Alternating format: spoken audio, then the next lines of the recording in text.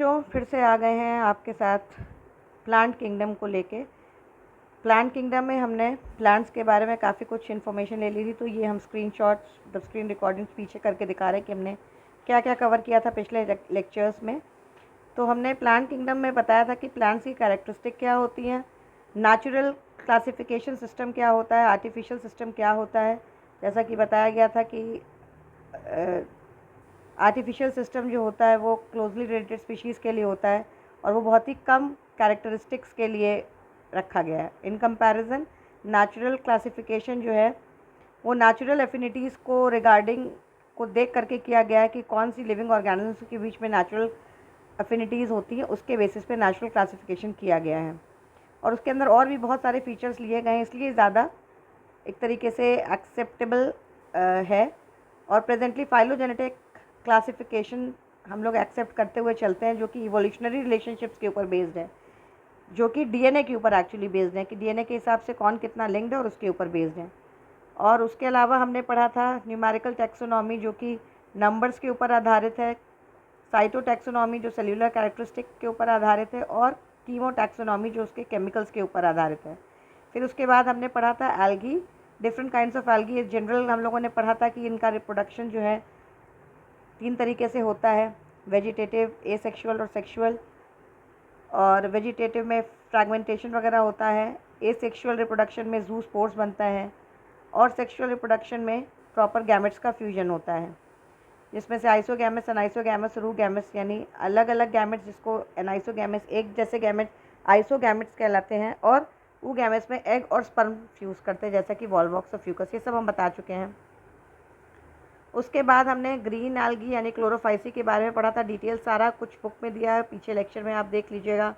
Phaeophyceae भी बता चुके थे कि ब्राउन एल्गी है, रोडोफाइसी रेड एल्गी है। ये इसका कंपैरिजन चार्ट भी बहुत अच्छे से हमने समझाया था कि कौन सा पिगमेंट किस में मिलता है, कौन सा स्टोर्ड फूड प्रोडक्ट है। अब फाइनली हम लोग एल्गी से निपट करके ब्रायोफाइट्स में आते हैं, जो नेक्स्ट ग्रुप है प्लांट्स का। ब्रायोफाइट्स को एम्फीबियंस ऑफ प्लांट किंगडम कहा जाता है, क्योंकि ये पानी में भी रह सकते हैं और टेरेस्ट्रियल भी है, मतलब ज़मीन पे भी उग सकते हैं। तो ब्रायोफाइट्स जो होते हैं उनको उसमें वेरियस तरह के, मतलब कई तरह के मॉसेस और लीवर वर्ड्स आते हैं, और ये शेडेड एरियाज़ और हिल्स वगैरह में ही पाए जाते हैं। तो ये देखिए 2 डायग्राम आपको दिया हुआ है। एक पहला वाला लीवर वर्ड है जो मार्केंशिया है, फीमेल थैलस है, और बी वाला उसका मेल थैलस है। ये वाला ए है और ये बी है। ये आर्चिगोनियो 4 जो है ये फीमेल को दर्शाता है, और एंथीरिडियो 4 जो है मेल को दर्शाता है। दोनों ही मार्केंशिया के हैं और ये दोनों रिप्रोडक्टिव ऑर्गन्स हैं। जीवा कप भी इसका एक तरीके का रिप्रोडक्टिव पार्ट है। राइजोइड्स निकले जो रूट्स जैसे स्ट्रक्चर्स होते हैं। और उसके बाद सी और डी जो है फ्यूनेरिया दिखाया जा रहा है। इसके अंदर ये अल्टरनेशन ऑफ जनरेशन मिलता है, मतलब पीढ़ी एकांतरण। तो ये गेमिटोफाइट दिखाया जा रहा है। सी और डी है स्पोरोफाइट। गेमिटोफाइट हैप्लॉइड होता है, स्पोरोफाइट डिप्लॉइड होता है। डिप्लॉइड ऑर्गेनिजम्स मतलब डिप्लॉइड सेल से बनता है। तो इसका डिटेल थोड़ा सा हम लोग पढ़ेंगे अभी कि ब्रायोफाइट्स को हम लोग एम्फीबियंस कहते हैं, जैसा कि बताया, क्योंकि ये सब जगह रह सकते हैं। और ये डैम्प यानी गीली मिट्टी में, ह्यूमिड ये भी गीला ही हुआ, और शेडेड लोकेलिटीज़ में ज़्यादा पाए जाते हैं। रॉक्स और सॉइल्स पे भी मिलते हैं। प्लांट बॉडी जो होती है वो काफ़ी डिफ्रेंशिएटेड होती है एल्गी के मुकाबले, लेकिन अभी भी प्रॉपर स्टेम, रूट्स और लीव्स का डिवीजन नहीं होता है। तो मतलब एल्गी से थोड़ा डेवलप्ड है, पर थैलस लाइक की बॉडी होती है, पर प्रोस्टेट और इरेक्ट यानी खड़ी हो सकती है और दूसरे प्लांट्स की तरह, और सबस्ट्रेटम से, आधार से अपने यूनिसेल्यूलर या मल्टीसेलुलर राइजोइड्स के थ्रू जुड़ी रहती है। तो इनके अंदर ट्रू रूट्स नहीं है, स्टेम नहीं है, लीव्स नहीं है, बता चुके हैं आपको। और इनके अंदर root like, leaf like, stem like structures तो मिलता है, पर एग्जैक्टली रूट लाइक, मतलब एग्जैक्टली रूट, लीफ और स्टेम्स नहीं मिलती हैं। मेन प्लांट बॉडी जो इनकी होती है वो गेमिटोफाइट है, मतलब हैप्लॉइड प्लांट बॉडी होती है। और इसके जो सेक्स ऑर्गन्स हैं वो मल्टी सेल्यूलर होते हैं, यानी बहुत सारे सेल्स से बने होते हैं। मेल सेक्स ऑर्गन एंथ्रीडियम कहलाता है, फीमेल सेक्स ऑर्गन आर्चिकोनियम कहलाता है। तो मेल सेक्स ऑर्गन यानी एंथ्रीडियम जो है बायफ्लैजिलेट एंथ्रोजॉइड्स प्रोड्यूस करते हैं, मतलब 2 फ्लैजिला वाले एंथ्रोजॉइड्स जो कि स्पर्म्स होते हैं वो प्रोड्यूस करते हैं।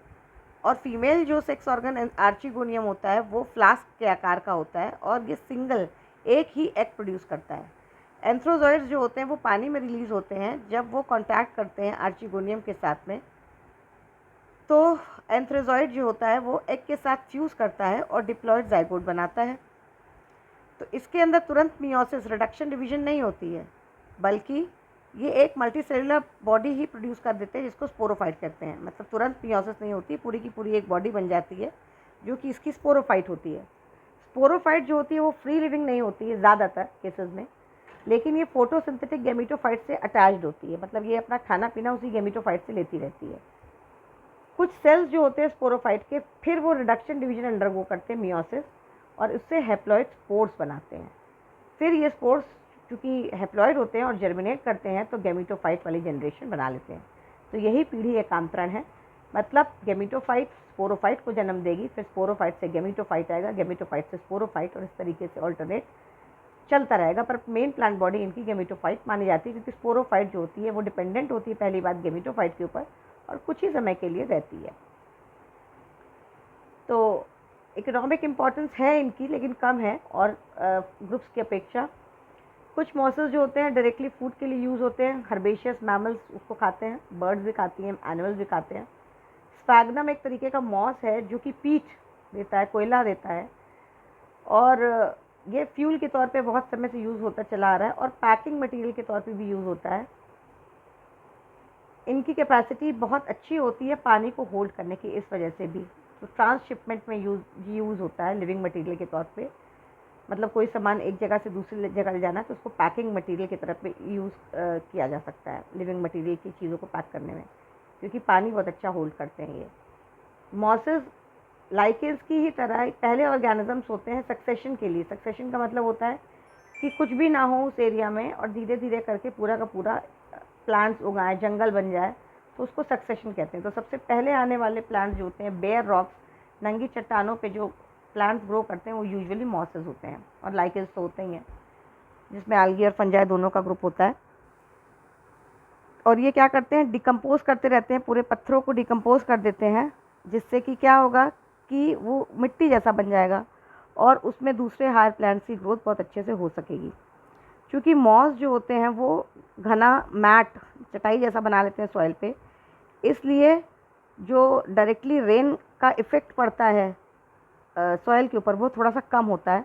तो सॉइल इरोजन, मतलब टॉप लेयर जो सॉइल की रिमूव हो जाए उसको सॉइल इरोजन कहते हैं, तो उसको भी ये बचा लेते हैं। डायरेक्टली सॉइल पे पानी पड़ने नहीं देते हैं ये, तो सॉइल एक तरीके से बची रहती है, सॉइल कवर की तरह काम करते हैं। ब्रायोफाइट्स को दो हिस्सों में बांटा गया है, दो ग्रुप्स में, लिवरवर्ट्स और मॉसेस। सबसे पहले लिवरवर्ट्स को पढ़ेंगे।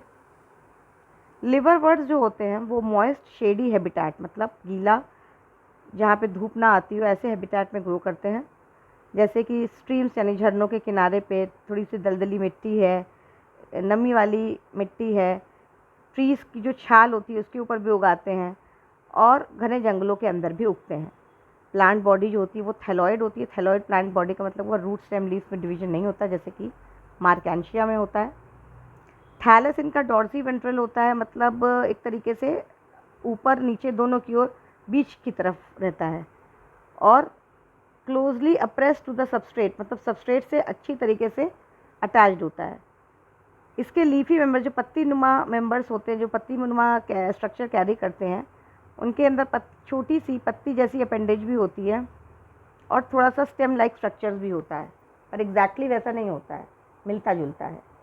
एसेक्सुअल रिप्रोडक्शन लिवरवर्ट्स में फ्रैगमेंटेशन के कारण होता है, मतलब फ्रैगमेंटेशन एक हिस्सा टूट करके नया पूरा प्लांट को जन्म दे देना, या तो स्पेशलाइज स्ट्रक्चर्स बनते हैं, कहते हैं जीमा कप। जीमा कप जो होते हैं वो ग्रीन कलर के मल्टी सेलुलर एसेक्सुअल बड्स होते हैं, मतलब हरे रंग के बहुत सारे सेल युक्त एसेक्सुअल बड्स होते हैं जो कि स्मॉल रिसेप्टिकल्स यानी जिमा कप्स को जन्म देते हैं। और यही जिमा कप जो होते हैं प्लांट बॉडी से डिटैच हो जाता है, जर्मिनेट करके नया इंडिविजुअल, नया प्लांट बना लेता है। सेक्सुअल रिप्रोडक्शन के दौरान मेल और फीमेल सेक्स ऑर्गन्स जो हैं वो या तो उसी थैलस में प्रोड्यूस होंगे या तो अलग अलग थैलस से प्रोड्यूस होंगे। स्पोरोफाइट जो होगी वो डिफरेंशिएटेड होगी 3 हिस्सों में, फूट, सीटा और कैप्सूल। ये क्वेश्चन पूछा जाता है, इसको अंडरलाइन कर लो। आफ्टर मियोसिस, मियोसिस के बाद स्पोर्स जो है वो प्रोड्यूस होते हैं कैप्सूल में। फिर ये स्पोर्स क्या होंगे, ये हैप्लॉइड है क्योंकि मियोसिस के बाद बन रहा है, तो इनका क्रोमोसोम की संख्या आधी हो जाती है, और ये जर्मिनेट करके फ्री लिविंग गैमेटोफाइट्स को जन्म देते हैं। फ्री लिविंग का मतलब हुआ ये अपना फ्री हैं, डिपेंडेंट नहीं है किसी के ऊपर भी। दूसरा ग्रुप ब्रायोफाइट का मॉस है। इनकी प्रीडोमिनेंट स्टेज जो है वो भी गेमेटोफाइट ही होती है, दूसरे ब्रायोफाइट्स की तरह, जिसमें 2 स्टेजेस होती हैं।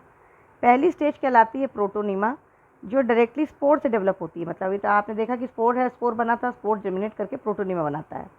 तो प्रोटोनिमा क्रीपिंग फॉर्म है, जैसे बेल वगैरह उगती हैं, क्रीपिंग फॉर्म है, हरे रंग का है, ब्रांचिंग बहुत होती है और फिलामेंटस होते हैं, फिलामेंट के आकार के होते हैं। सेकेंड स्टेज इनकी लीफी स्टेज होती है, जो डेवलप करती है सेकेंडरी प्रोटोनिमा से। जो बनी है वो प्राइमरी प्रोटोनिमा है, वो जन्म देती है सेकेंडरी प्रोटोनिमा को, और सेकेंडरी प्रोटोनिमा से बनती है लीफी स्टेज। और ये जो होती है क्या बनता है, लैटरल बड बनता है। मतलब लीफी स्टेज होती है सेकेंडरी प्रोटोनिमा के ऊपर एक छोटा सा किनारे की तरफ बड बनाती है, वही जर्मिनेट करके लीफी स्टेज बना लेता है, जो कि मॉस की सेकेंडरी स्टेज है। इसके अंदर अपराइट मतलब सीधा, स्लेंडर का मतलब हुआ पतला सा, एक्सेस होती हैं, और किनारे किनारे पे स्पाइरली अरेंज, मतलब स्पाइरल फॉर्म में, जैसे गोल गोल सीढ़ियाँ होती है उसको स्पाइरल अरेंजमेंट कहते हैं, उस तरीके से लीव्स मिलती हैं। पर लीव्स एक्चुअली लीव्स नहीं होती हैं। और ये सॉइल से अटैच होते हैं मल्टी सेल्यूलर राइजोइड्स के थ्रू, जो रूट्स का काम करते हैं। और इसी स्टेज में क्या मिलता है, लीफी स्टेज में सेक्स ऑर्गन्स का डेवलपमेंट होता है। तो वेजिटेटिव रिप्रोडक्शन जो होता है मॉसेस में, वो फ्रैगमेंटेशन के थ्रू होता है और बडिंग के थ्रू होता है, जो कि सेकेंडरी प्रोटोनिमा में होती है। मतलब बड्स बनते हैं और बड्स जो है जर्मिनेट करके नया प्लांट बनाते हैं। सेक्सुअल रिप्रोडक्शन में सेक्स ऑर्गन्स जो होते हैं वो एंथ्रीडिया और आर्चिगोनिया के फॉर्म में होते हैं। और ये जो होते हैं लीफी शूट्स के, मतलब पत्तीदार जो शूट्स होते हैं उसके ऊपर टॉप पे एपेक्स पे ग्रो करते हैं। फर्टिलाइजेशन के बाद जाइगोट बनता है और जाइगोट डेवलप होता है स्पोरोफाइट में, मतलब तुरंत मियोसिस नहीं होती, स्पोरोफाइट डेवलप होता है। और उसके अंदर भी फूड सीटा कैप्सूल होता है, जैसे कि हमने लिवरवर्ट्स के केस में देखा था। कैप्सूल के अंदर स्पोर्स बनते हैं, स्पोर्स जो होते हैं वही मियोसिस के बाद बनते हैं। तो इसका मतलब ये स्पोर्स फिर से हैप्लॉइड होंगे और ये जर्मिनेट करके डिस्पर्स होकर के एक नया प्लांट बॉडी बनाएंगे, जो कि हैप्लॉइड होगी, जो कि मेन गेमिटोफाइट प्लांट बॉडी होगी। कॉमन एग्जाम्पल मियोसिस के क्या है, फ्यूनेरिया, पॉलीट्राइकम और स्पैगनम। अब हम लोग आते हैं टेरिडोफाइट्स पे, जो दूसरा ग्रुप है। इसके बाद हमारे पास बच रहेगा ऑर्गेनोजेनेसिस, और फिर हम लोग एंजियोस्पर्म्स के साथ हम लोग उसको एंड कर देंगे। तो अभी हम लोग आज सिर्फ टेरिडोफाइट्स ही पढ़ते हैं, बाकी का टॉपिक हम लोग कल पढ़ेंगे। जिम्नोस्पर्म्स और एंजियोस्पर्म्स हम लोग नेक्स्ट टर्न पे पढ़ेंगे। तो हम लोग आते हैं टेरिडोफाइट्स पे। टेरिडोफाइट्स जो होते हैं वो थोड़े ज़्यादा डेवलप होते हैं ब्रायोफाइट्स के मुकाबले। इसका एग्जाम्पल है हॉर्स टेल और फर्न। टेरिडोफाइट्स जो होते हैं मेडिसिनल पर्पस यानी दवाइयों के लिए भी यूज़ होते हैं, और सॉइल बाइंडर्स का मतलब वो सॉइल को बाइंड करते हैं जैसे ब्रायोफाइट्स करते थे, और सॉइल इरोजन नहीं होने देते हैं। ये ऑर्नामेंटल प्लांट्स की तरह भी ग्रो किए जाते हैं, बहुत खूबसूरत लगते हैं। इवोल्यूशनरी मतलब हुआ कि इवोल्यूशन के पॉइंट ऑफ व्यू से देखें तो ये सबसे पहले टेरेस्ट्रियल प्लांट्स थे जिनके अंदर वैस्कुलर टिश्यूज़ पहली बार मिलने प्रारंभ हुए, जो जाइलम और फ्लोएम थे। तो इन टिश्यूज़ के बारे में तो खैर हम लोग आगे पढ़ेंगे। टेरिडोफाइट्स जो होते हैं वो कहाँ मिलते हैं, कूल ठंडी जगह पे, डैम्प शेडी प्लेसेस पे, हालांकि कुछ जो है सैंडी सॉइल कंडीशंस में भी डेवलप हो जाते हैं। तो तुम्हें याद रखना होगा कि ब्रायोफाइट्स में डोमिनेंट फेज जो होता है वो गेमेटोफाइट प्लांट बॉडी होती है, लेकिन टेरिडोफाइट्स में यानी जितने भी डेवलप प्लांट्स धीरे हो रहे हैं उसके अंदर मेन प्लांट बॉडी स्पोरोफाइट होती है, जो कि डिफ्रेंशिएटेड होती है। उसमें डिफ्रेंशिएटेड थी गेमेटोफाइट, स्पोरोफाइट, फुट सेटा एंड कैप्सूल, और इसमें डिफ्रेंशिएटेड होती है स्पोरोफाइट रूट, स्टेम और लीव्स में। प्रॉपर यहाँ पर आ जाता है। ये ऑर्गन्स जो होते हैं वेल डिफ्रेंशिएटेड वैस्कुलर टिश्यूज़ यानी जाइलम और फ्लोएम। जाइलम पानी कंडक्ट करता है, फ्लोएम खाना जिसके मिनरल्स वगैरह होते हैं, और फूड होता है सुक्रोज के फॉर्म में। जो पत्तियाँ होती हैं लीव्स टेरिडोफाइट्स में वो छोटी होती हैं, उनको उसको माइक्रोफिल्स कहते हैं। जैसे कि सेलेजिनेला एक फर्न है, या बड़ी बड़ी पत्तियाँ होती हैं इनको कहते हैं मैक्रोफिल्स, जैसे कि फर्न्स में होती हैं। तो स्पोरोफाइट के अंदर स्पोरांजिया होती हैं जो कि एक तरह से लीफ लाइक अपेंडेजेस पे रहती हैं। स्पोरांजिया जो होती है वो पत्ती नुमा जो स्ट्रक्चर्स होते हैं उसके ऊपर रहती हैं, तो उसको कहते हैं स्पोरोफिल्स। तो फिल का मतलब होता है पत्ती, तो एक खास प्रकार की पत्ती जो स्पोरांजिया बियर करे वो कहलाती है स्पोरोफिल। तो कुछ केसेस में स्पोरोफाइट्स जो होते हैं वो स्ट्रॉबिलाए या कोन्स में डिफ्रेंशिएट कर जाते हैं, जैसे कि सिलाजिनेला है और इक्विसेटम है। स्पोरांजिया क्या करती है, वो स्पोर्स बनाती है थ्रू मियोसिस, यानी एक बार में 4, जो कि कहाँ होता है, स्पोर मदर सेल्स में होता है, मियोसिस होती है, और फिर क्या बनता है, स्पोर्स बन जाते हैं। स्पोर्स जो होते हैं जर्मिनेट होते हैं और क्या देते हैं, इनकॉन्स्पिकुअस। इनकॉन्स्पिकुअस का मतलब जो क्लियर ना हो, छोटे लेकिन मल्टी सेल्यूलर यानी बहुत सारे सेल युक्त, inconspicuous small but multi cellular, free living mostly photosynthetic thalloid gametophytes called prothallus. तो अब ये जन्म देते हैं किसको? फ्री लिविंग होता है, ये डिपेंडेंट नहीं होता है, फोटोसिंथेटिक होता है मतलब अपना खाना स्वयं बना सकता है, थैलॉइड गेमिटोफाइट्स होते हैं मतलब थैलस नुमा गेमिटोफाइट जो है थैलॉइड होता है, और स्पोरोफाइट में प्रॉपर डिवीजन होता है, वैस्कुलर टिश्यूज बन जाते हैं, रूट स्टेम लीव्स बन जाती है। तो हम बात कर रहे थे थैलॉइड गेमिटोफाइट की, जिसको कहते हैं प्रोथैलस। ये हार्ट शेप होता है।